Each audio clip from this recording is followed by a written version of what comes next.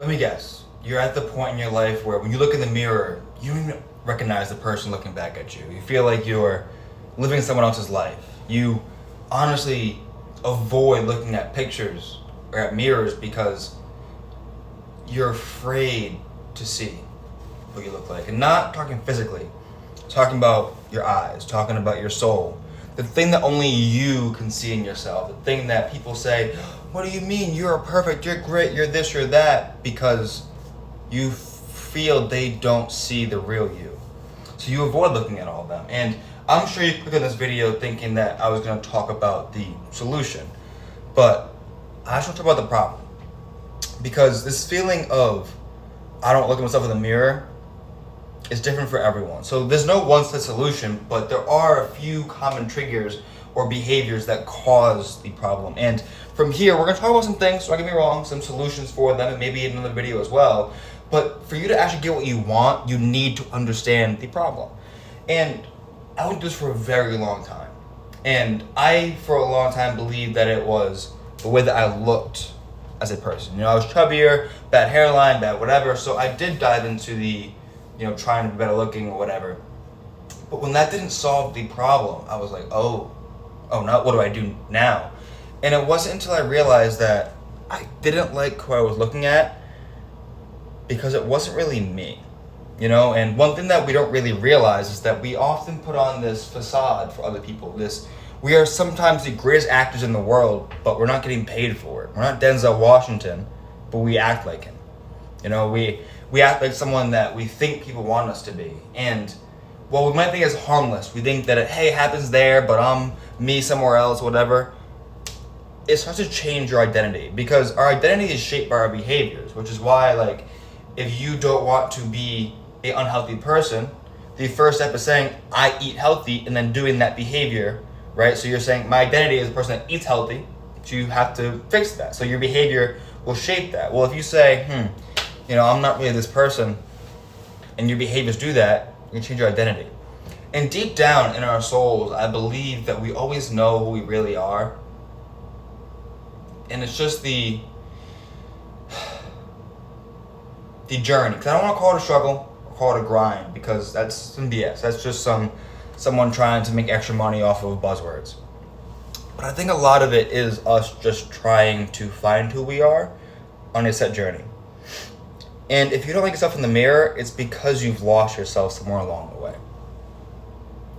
And one common thing we have to understand is that this feeling of I don't like the person looking back at me is us comparing ourselves to the person that we believe that we should be with the person we think we are. Now, notice what I just said. I didn't say the person that we actually are, the person we think we are, because don't get me wrong, no matter how self-aware people are, I'm a very self-aware person, sometimes to a fault, and that to a fault means that I make something up in my head about my problems, about this, about that, about whatever. And this gap between who we believe we should be and who we think we are is what causes shame, is what causes this feeling of I don't like myself, of what causes this feeling of I don't want to even look at myself or believe that I'm a good person. It shapes your identity. Once again, these are not just buzzwords, it's things you got to think about on everyday life. So think about who you think you are as a person. Fundamentally, who do you actually believe that you are? No question, is that true? What facts or rationale backs that up? What can go against that? Because sometimes simply questioning, right? I believe in the power of questions because they get us thinking, right? Sometimes we search for the answer because we want to close that loop, but sometimes we got to open that loop. And our brains are going to hate it. You're going to rail against it and fight it, but you have to stick with it. Because opening that loop and forcing yourself to look inside you a little bit. I'm not saying overthink your actions. There's a difference between overthinking and trying to find. Questioning who you are as a person is not overthinking the small stuff. It's saying, do I actually like this? Why do I like it? I love football. I love it because it's a fun game to watch. I played it and it gave me friends. It gave me a sense of family. It gave me purpose. It gave me a lot of the traits that I value in myself today. I don't just love it because there's guys hitting each other. And for a long time, I didn't realize that because I didn't question it. But take this into something that's actually real. Take it into the person maybe you're dating or the person that you want to be. Why do I want to be this person? Where do these values come from? Why do I hate myself? Why don't I like this thing? I value myself so much for my job, but yet I hate myself for the traits that make me good at this job. Why? Why is that? Sometimes just getting out of your own head by questioning your thoughts. Now writing them down and saying, who am I really? List off the traits that you are. And once again, yes, is a solution. Don't get me wrong. But the solution comes in finding the problem for yourself. Because I can go and say all these psychological answers, and yes, that might answer it for you in a sense, but sometimes the answer of identifying is different than the answer of who you are, your situation.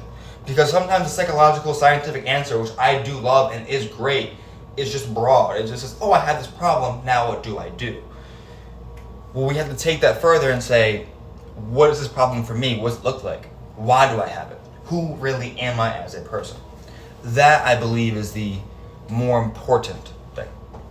So, I know this might not have been everything you thought it was, but I do believe that if you do this, actually, take that back. Not believe, no, because I've done it for myself over years. And it's going to take a while. I'm not going to give you this BS thing, but you're going to see an instant transformation the second you start questioning things, because it's going to open your eyes.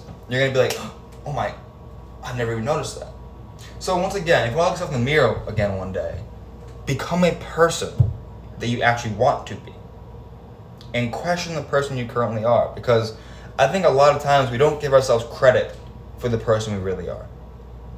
We don't understand that we are a good person, right? We trick ourselves into a false identity. And it's okay to sometimes tell each other these white little lies or whatever and, kind of code switch per se. The problem is when you kind of believe your own BS. And I think a lot of us do. And if you clicked on this video and you're still here at 7 minutes listening to me ramble about this, you definitely agree. So give it a shot. Let me know how it goes. Once again, my name is Don. I'm an author, podcaster, and every day I wake up with the goal of helping people because I help myself and I want to help others do the same. Have a good one.